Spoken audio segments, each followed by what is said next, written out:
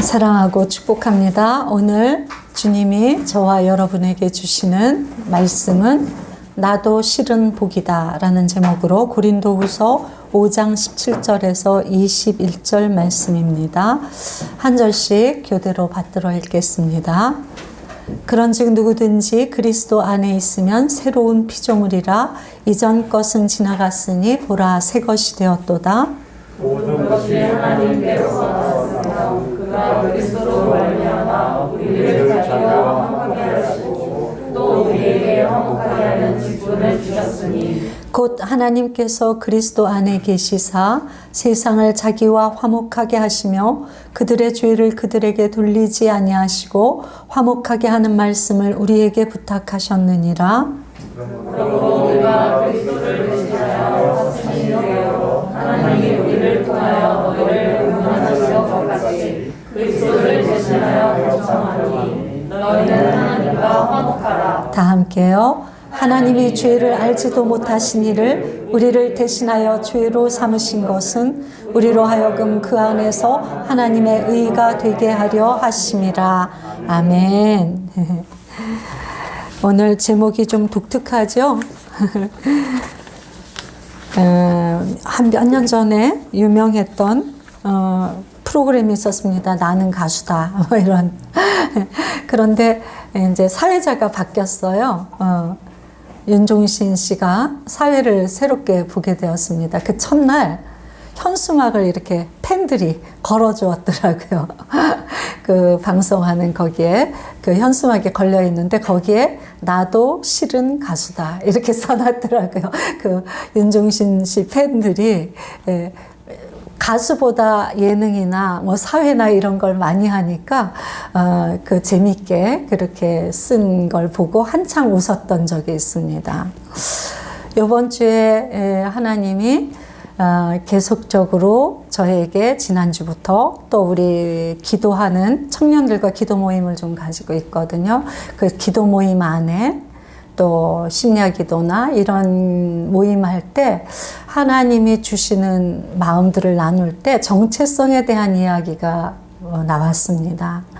저에게도 말씀을 하셨기 때문에 하나님이 이번 주는 정체성에 대한 이야기를 하시겠구나.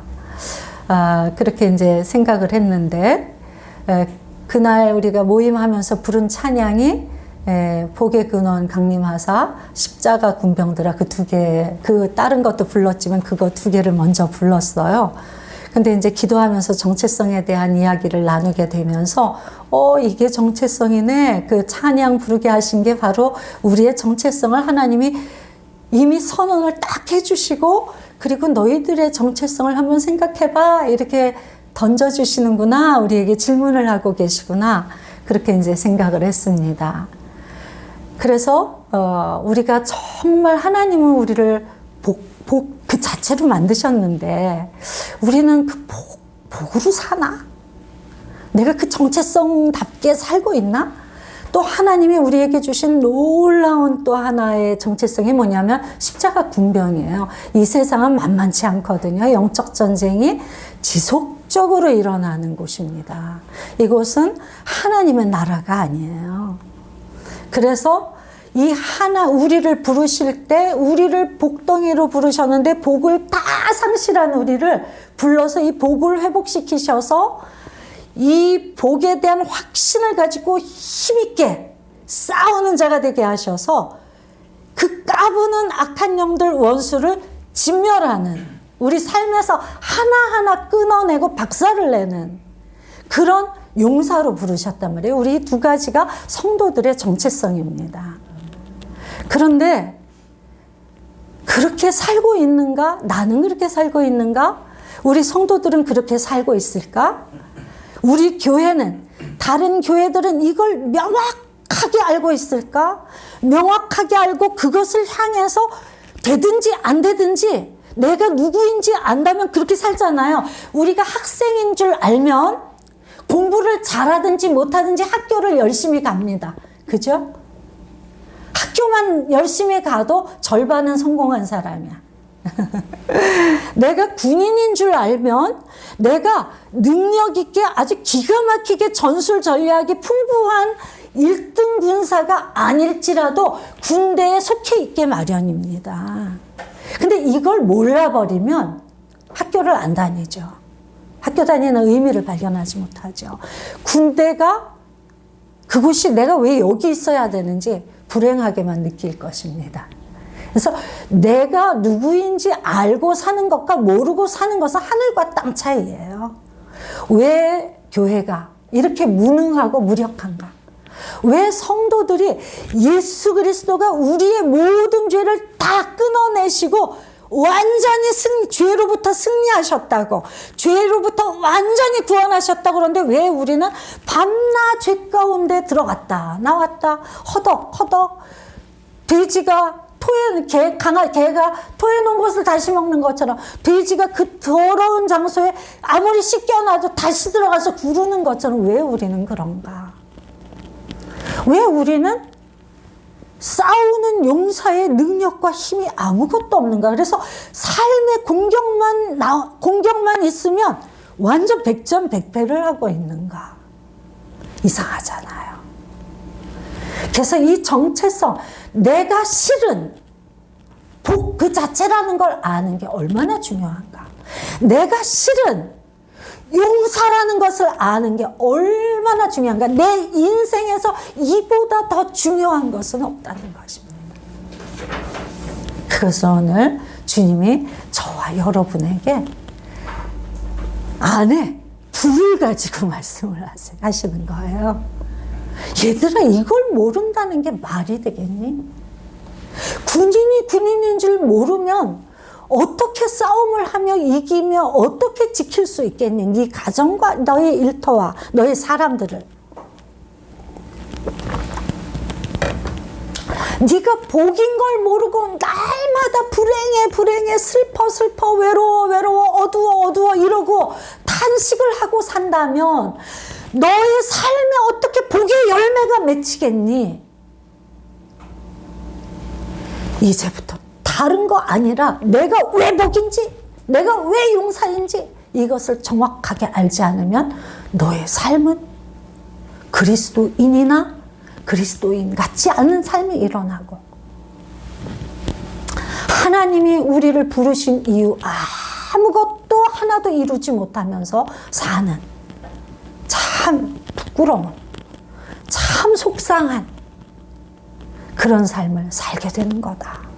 이거 세워야 돼. 오늘 그런 하나님의 간절한 마음이 저와 여러분에게 그대로 부어지기를 주님의 이름으로 축복합니다. 성경에는 창세기부터 요한계시록까지 어떤 내용이 있느냐 하면 하나님이 무슨 일을 하셨는가? 하나님이 계시다는 건 거기 증명이 아니에요. 하나님이 계신 건 그냥 기정사실이 되어 있어요. 창세기 1장부터 하나님은 그냥 존재하고 계세요. 이 세상이 만들어지기 전부터 그냥 존재하시는 분이에요. 하나님은 누가 만들었냐 이런 질문 제발 하지 마세요. 우리 교인들은, 우리 성도님들은 그런 질문 하시는 분 없겠지만, 하나님은 그럼 다 하나님이 창조하시지만 하나님은 누가 만들었어 이런 얘기 하지 말라고요. 왜냐하면 가장 근원이 되시는 그분을 우리가 하나님이라고 그렇게 알고 믿고 섬기고 그분이 살아계시고 하나님이신 것을 아는 상태에서 그분을 바라보며 사는 것, 이게 성도들의 삶이잖아요. 그럴 때 증명이 되죠. 하나님이 살아계신 게. 우리는요, 그냥 믿으라고 그러면 맹목적이라고 그래. 비과학적이고 비합리적이고 비효율적이라고 말합니다. 그래서 똑똑한 사람들이 세상에 이 기독교 교리를 비난을 하는 거예요. 맹목적으로 그냥 믿으라고 그런다고. 자, 보세요. 과학은 믿음으로 출발하지 않습니까? 과학도요, 첫 출발은 믿음이에요. 어떤 원리를, 하나도 증명이 안 된 어떤 원리를 이것이 참이라는 것을 전제로, 기정사실로 받아들여서 그것을 실험하고 증명해 나가서 참임을 발견하는 거예요. 과학의 모든 진리는 믿음으로 출발합니다. 아십니까? 그러니까 속지 마세요. 과학 똑똑한 사람들이 맹목적으로 믿으라고? 그런 게 어딨어? 그렇게 불합리한 게 어딨어? 우린 이성을 하나님이 만들어 주셨는데 그렇게 믿는 게 말이 돼? 라고 말한다면 그 얘기를 해주세요. 과학도 믿음으로 출발한다고. 이 세상의 모든 공식들, 모든 진리들, 모든 이론들은 증명이 안 된 상태에서 참이라는 가설 하에 그것을 가지고 실험하고 증명해내서 참임을 발견하는 것입니다. 그래서 하나님도 믿음으로 출발하는 거예요. 모든 진리를 믿음으로 출발해서 증명해내는 것처럼 하나님이 계시다는 이 사실을 믿으면서 성도들은 그걸 믿기로 결정한 거예요. 믿고 한번 하나님이 살아계시다는 그 전제하에 내 인생을 살아보겠다고 결정하는 거예요. 그래서 인생이 달라지는 것입니다. 전제 자체가 다르니까. 그래서 그 하나님과 함께 살아보니까 살아계시다는 걸 참이라고 내 안에 그걸 진리로 받아들이고 살아보니까 참임이 증명이 되는 삶인 거예요. 아멘. 이해되시죠? 아멘.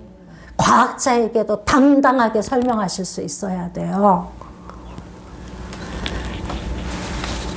그런데 이 성경에 창세기부터 요한계시록까지 하나님이 무슨 일을 하셨나? 그런데 무슨 일이 생겼나? 이 세상에.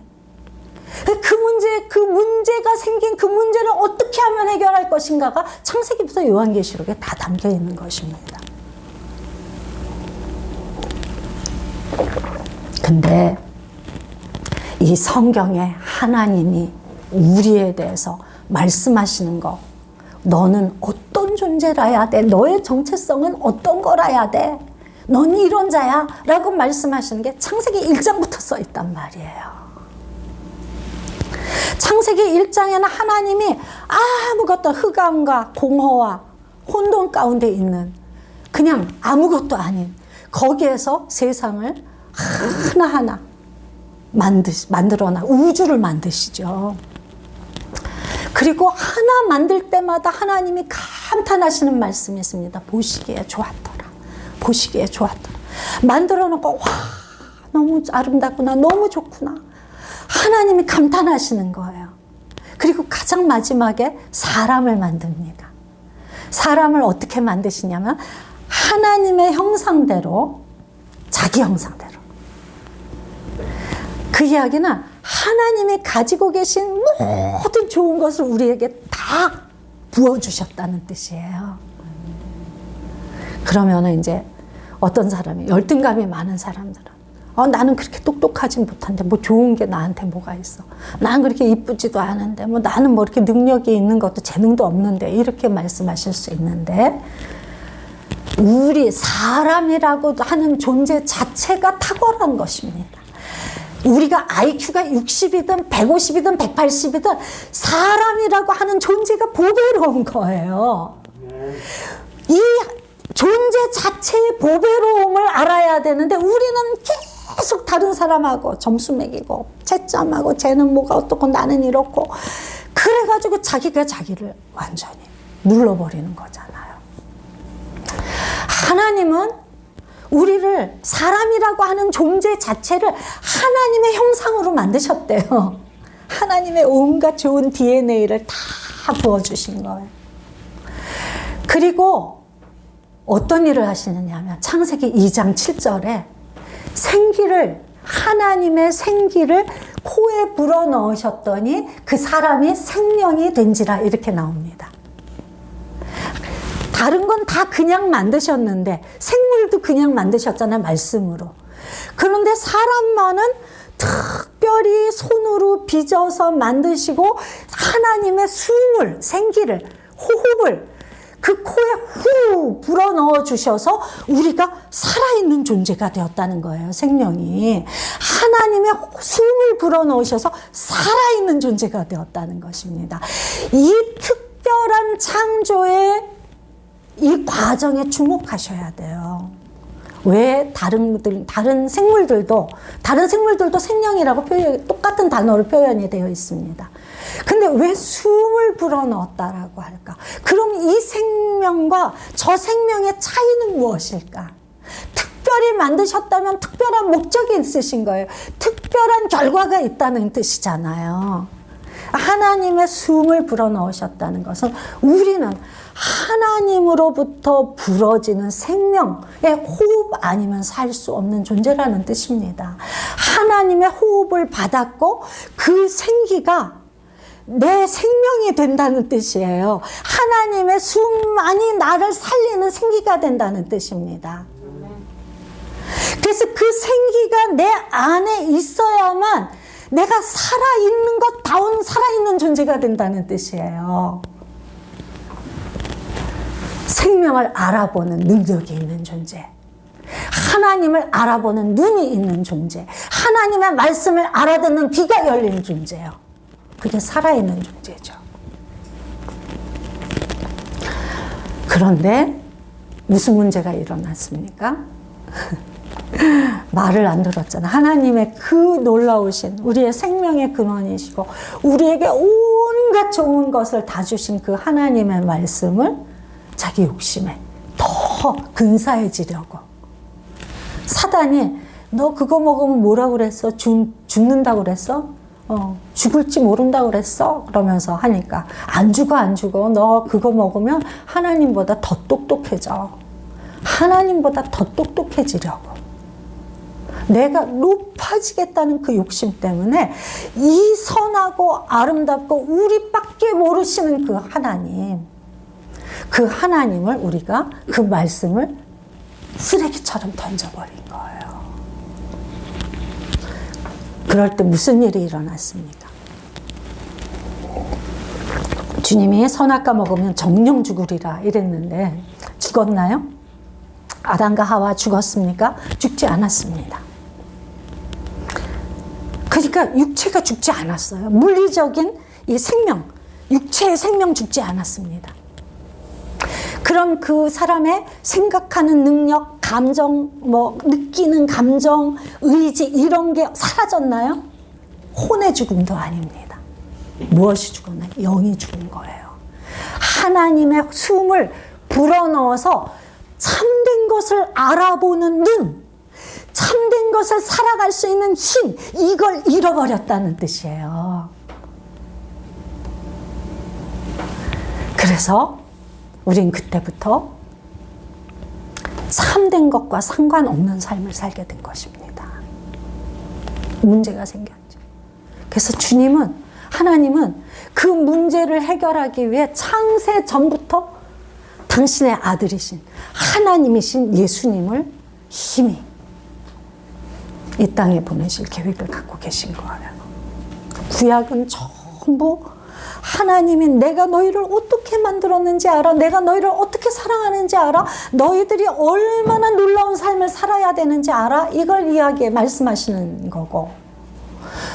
또 그 문제 가운데서 계속 치닫는 죽음을 보여주는 이야기예요. 그 하나님과의 관계가 끊어져서 영의 죽음이 일어난 사람이 어떤 선택을 하며 살 수밖에 없는가를 구구절절히 모든 사람들의 예를 들어서 이게 흐름을 전체 인류의 역사를 보여주는 것. 그게 성경입니다. 그러면서 이것을 회복하는 것, 죽었던 그 영을 살리는 일은 오직 한 가지 방법밖에 없어. 한 가지 길밖에 없어. 너희가 하나님을 하나님으로 여기지 않고 버렸던 그 하나님을 하나님으로 다시 영접하는 일 외에는 없는 거야. 그럼 그 영접이 무엇입니까? 우리가 입술로 하나님 믿겠습니다. 이것이 영접이겠습니까? 그 영접도 영접입니다. 입술로 시인하면 주님이 너무나 기다리시기 때문에 동구밖에 서서 기다리시기 때문에 우리가 신용만 해도 주님은 달려오셔서 우리를 와라 안으시는 분이잖아요. 그래서 우리 안에 구원이 일어나야 뭣도 모르면서도. 그렇지만 왜 우리는 복 그 자체라고 하는데 복된 삶은커녕 저주 같은 삶을 살고 있는가? 왜 군사고 용사라고 하는데 나는 막 그냥 피레미도 안 되는 것 같아. 맨날 그냥 작은 약한 공격에도 막 죽어가. 그래서 굴 속으로 들어가고 뭐 하나님과의 관계도 다 끊어버리고 기도도 안 나온대. 예배도 안 드리고. 왜 이렇게 되는가? 왜 사랑할 힘이 없는가? 왜 어떤 사건이 일어나면 그걸 해석할 수 있는 지혜와 명철이 없는가? 그것을 진리라고 믿으면 살 수 있어야 되는데 왜 아는데 못 사는가?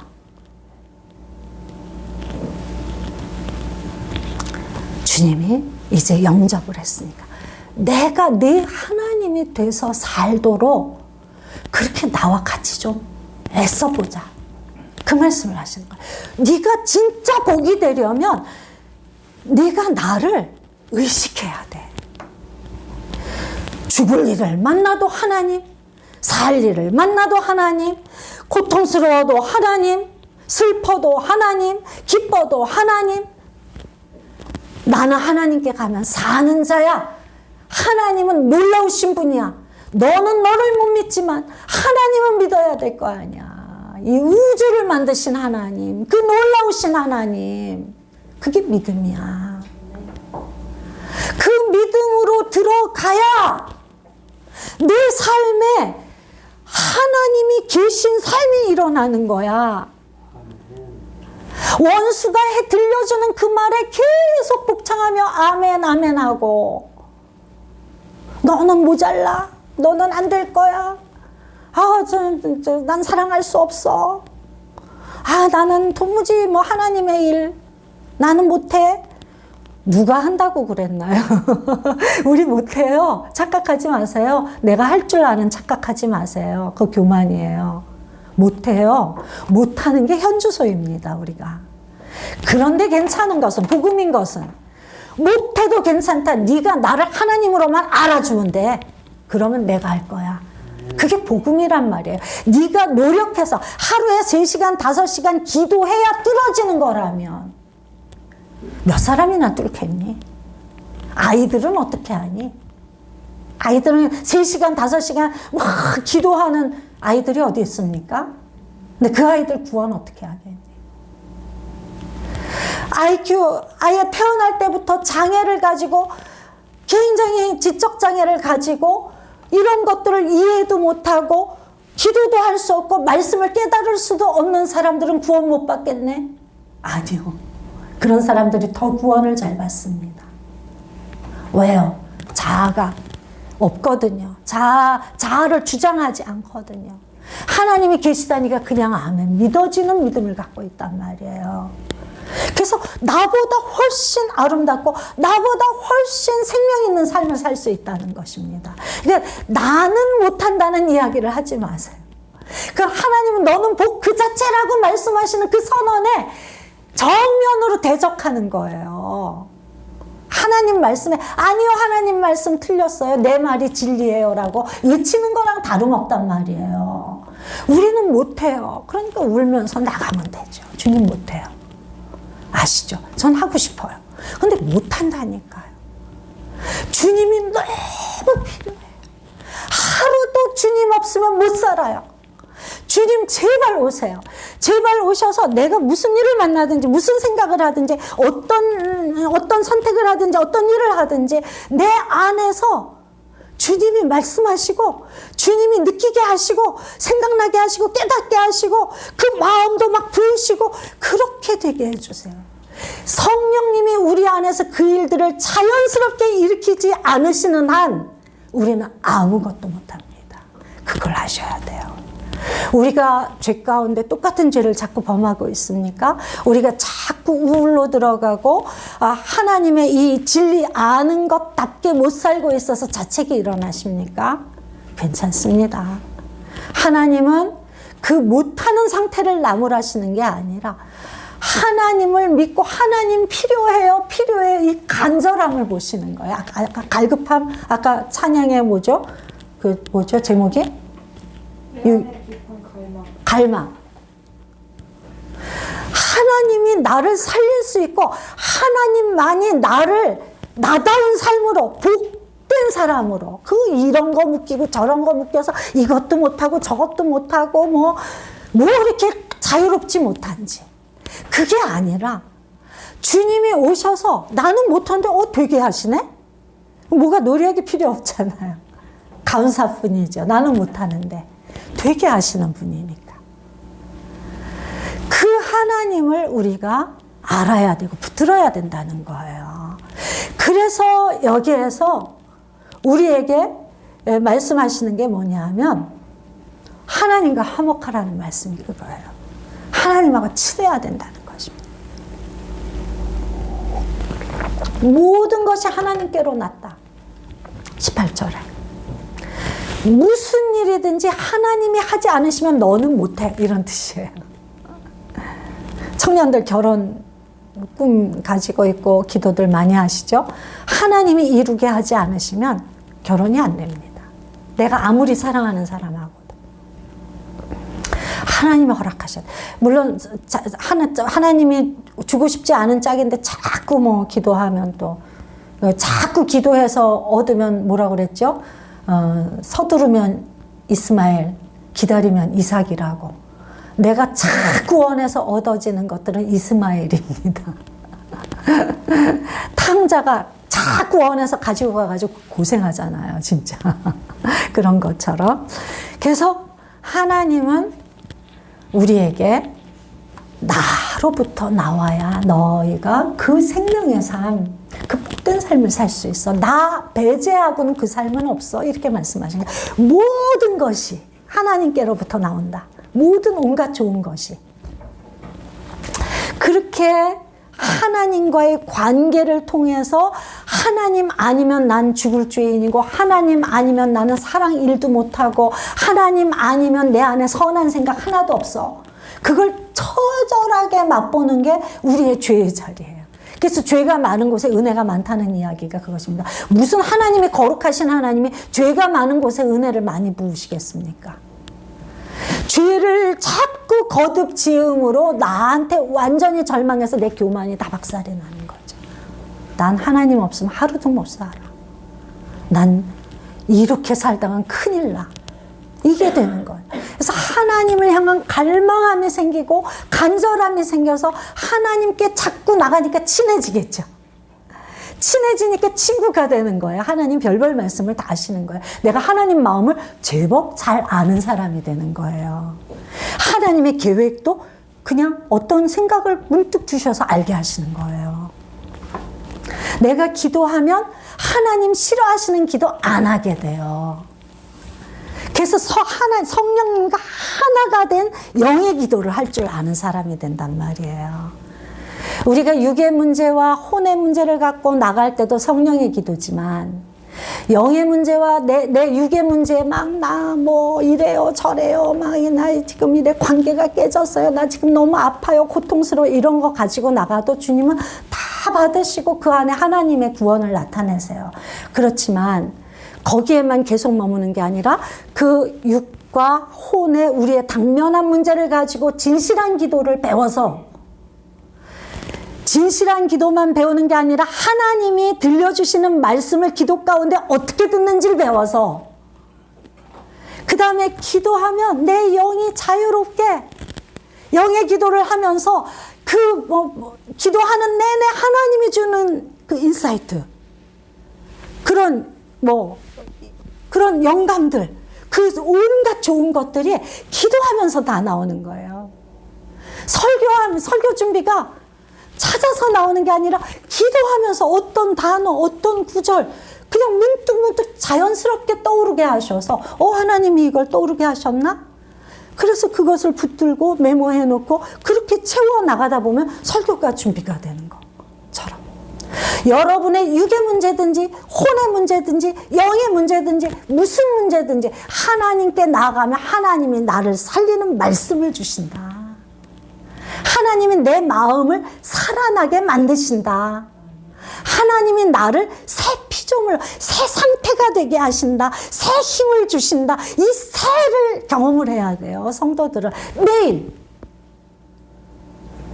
1년에 몇 차례만 안 돼요. 너무 부족해요. 그거 갖고 살 힘이 있나요?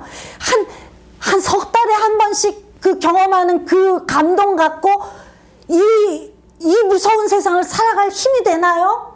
말씀을 붙들 힘이 우리 안에 생길까요? 아니요. 매일이요. 내가 사건이 일어날 때마다요. 내가 공격을 받을 때마다요.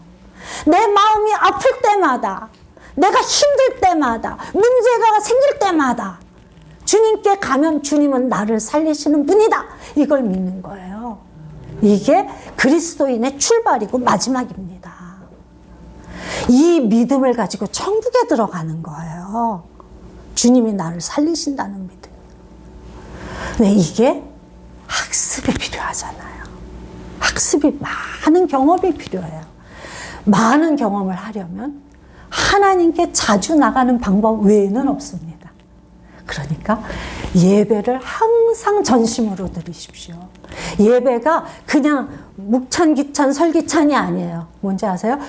묵도, 기도, 찬양, 설교, 찬양, 기도 이렇게 끝나는 게 아니란 말이야. 순서가 아니란 말이에요. 살아계신 하나님 앞에 정해진 날 내가 나오는 거예요.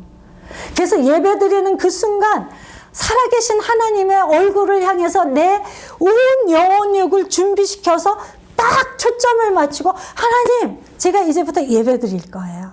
제 예배 받아주세요. 이렇게 시작하는 거예요, 예배는. 그리고 그 시간에 전심으로 내 상태를 그대로 솔직하게 정직하게 아뢰고 하나님의 도우심을 구하고 하나님이 이 상태의 나를 어떻게 해석해 주시고 처방을 내려주시는지 듣는 시간인 거예요. 근데 그 하나님이 처방하시는 약이 안 들을 수 있을까요? 그럴 리가요. 사람도 똑똑한 사람이 처방을 하면, 뭐 좀 아는 의사가 처방을 하면 짝짝 잘났는데 하나님이 우리의 영혼력을 꿰뚫고 계신데 내 상태에 대해서 정확하게 진단하시고 처방하시는 말씀인데 나를 못 살릴까요? 있을 수 없는 일이에요. 그래서 예배 때 나를 살리는 말씀을 받는 거예요. 그리고 깜짝 놀라면 매번 놀래잖아요. 우리가 하나님 앞에 이제 그만 놀래도 되는데 그러신 줄 알고 매번 놀래요. 너무 항상 놀래요. 놀래서 하나님 너무 감사해요. 너무 멋있어요. 너무 좋아요. 저 살아났어요. 그러면서 그 하나님 굳게 붙들고 세상을 향해 나가는 거예요. 그럴 때 그 세상에서 어떻게 살아야 되는지가 다 보이는 것입니다. 우리는 이 그리스도인의 복된 삶, 그렇게 살 때 내가 단지 나만 복 받는 게 아니에요. 오늘 이 말씀 하나님께로서 났으면 이 말씀 자기와 화목하게 하시고 내가 복이 돼버리는 거잖아요. 그리고 우리에게 화목하게 하는 직분을 주셨대잖아요. 내가 하나님하고 나 하나 친한 거로 끝나는 게 아니라 그것 때문에 내가 다른 하나님을 알지 못하고 하나님과 대면하고 하나님과 어떤 경우에는 원수진 사람까지 들어가서 하나님하고 친해야 돼. 당신 인생 하나님하고 친하지 않으면 구원 없어? 공갈협박 같겠지만 진리인 걸 어떻게 아름답게 얘기해. 하나님 아니면 당신 삶에 해결점 없어. 그 고통에서 건질 분은 딱 한 분밖에 없어. 그거를 내 삶을 간증해서 들려주는 거예요. 그게 화목하게 하는 직분이잖아. 우리를 그렇게 부르셨어요. 그럼 우리가 복 그 자체이면서 그 자체를 내 삶에 누리면서 그 복이 흘러가는 유통자가 되는 거예요. 나를 만나는 사람은 다 그 복으로 이끌림을 받기 시작을 하는 거야. 사람에 따라서 질긴 사람은 좀 오래 걸리겠죠. 이 씨름이 좀 힘들겠죠. 좀 힘이 약한 사람들은 빨리 달려오겠죠. 그것도 내 힘으로 하는 건 아니잖아. 내가 변화시킬 수 있는 게 아니잖아. 주님이 하셔야 가능한 거잖아. 그러니까 주님께 그 영혼에 대한 내가 사랑하는 저 영혼 구원해 주시기를 바라는 소원을 가지고 내가 어떻게 이번 주에 또는 언제 문득문득 하나님이 화목하게 하는 직분을 어떻게 사용하기 원하시는지 하나님이 알게 하시는 만큼 하시면 되는 거예요. 넘칠 것도 모자랄 것도 없어요. 그럴 때 우리 안에 생명의 일들을 보죠. 깜짝 놀라는 일을 봐요. 저는 이번 주 그 깜짝 놀라는 생명의 일이 유경입니다. 자기가 나한테 전화를 걸어가지고 만나자고 토요일 날 와가지고 조목조목 질문들을 하고 그걸 하면서 결단을 하고 자기 안에 결단을 이미 갖고 왔어요. 하나님이 우리 성도들의 결단을 땅에 떨어뜨리지 않으실 걸 믿습니다. 때로는 실수할 수도 있고 실패할 수도 있다고 생각해 자책하지 마세요. 우린 본래 그렇다니까요. 본래 빵점짜리라니까요. 우리가 10점도 안 돼요. 착각들 하지 마세요. 우리를 한 7, 80점, 90점으로 놓고 자꾸 그거 안 된다고 자책들을 하시는데, 그리고 다른 사람들한테는 정죄하고 그러지 맙시다. 우리 할 수 있다는 믿음만 선포해주고, 그리고 할 수 있도록 권면하고 진리만 말하고, 나도 내 영혼에게 그것을 들려주어서 실수하면 그때부터 또다시 하면 되지 뭐. 또 싸우고. 싸움에 능한 자가 돼야 돼요. 원수가 얼마나 교묘하게 이 은혜를 그대로 하게 내버려 둘까요? 아니요. 우리가 하나님이 교회 안에 비전을 막 주셨어요. 그거 신나게 일어나도록 내버려 둘까요, 원수가? 가장 가까운 사람들부터 티격태격하고 마음이 안 맞게 만들어요. 얼마나 교묘한지 몰라요. 너무나. 그걸 딱 읽을 줄 알면 십자가에 내 자아를 못 받고 원수가 까불지 못하도록 딱 눌러버리고 끊어버리고, 그게 기도예요. 영의 기도. 우리가 기도할 때 그 일들이 끊어지는 거라는 거예요. 기도합시다. 그리고 하나님의 말씀이면 나는 산다. 이 믿음 하나만 가지고 사세요. 다른 얘기 듣지 마세요. 세상 이야기. 세상에 그럴듯한 이야기 듣지 마세요. 거기에 얼마나 교묘한 것들이 많이 숨어 있는지 몰라요. 나를 살리실 분은 오직 하나님. 나는 주님께 그 구원을 받은 자야. 복을 이미 받았어. 내 생각이 새로워져야 돼. 내 생각이 그걸 자꾸 가로막고 있어. 밸브를 잠가. 그래서 로마서 12장 2절에 마음을 새롭게 함으로 변화를 받으라는 말씀을 주시는 거예요. 영은 이미 하나님이 다 구원과 완전하게 다 만드셨다가 복 그 자체 십자가 군병으로 다 우리가 하나님을 아버지라고 부르는 순간 우리에게 그 일들을 완전하게 이루어 놓으셨어요. 근데 내 옛사람이 이전 것은 지나갔으니 보라 새 것이 되었도다 그러잖아요. 그 이전 나의 스타일, 내 생각, 이게 내 가치관이 이 하나님의 말씀을 자꾸 잠가버리는 거예요. 그래서 내 삶에 이 생수가 흘러와서 내 목마름이 해결되지 못하는 거예요. 그래서 갈증이 일어나는 거예요. 내 생각을 새롭게 해야 됩니다. 내 생각이 아무리 그럴듯해도 예스하지 마세요. 아멘하지 마세요. 아무리 합리적인 근거를 들이대도 예스하지 마세요. 난 하나님 말씀에만 아멘해. 이게 우리의 고백이 되어야 돼요. 복창이 되어야 돼요. 날마다. 아무리 그럴듯한 걸 내 앞에 들이대봐라. 난 네 말을 믿지 않아. 난 하나님의 말씀만 진리라고 믿어. 하나님의 말씀만 붙들 거야. 되든지 안 되든지 난 그렇게 할 거야. 이 결정. 이 결정 없이 성도가 성도의 삶을 살 수 없습니다. 내 목에 칼이 들어와도 죽더라도 나는 하나님 말씀에만 아멘할 거야. 그렇게 합시다. 그래야 부활을 경험을 한다니까요. 살아난다니까요. 열매를 풍성히 얻습니다.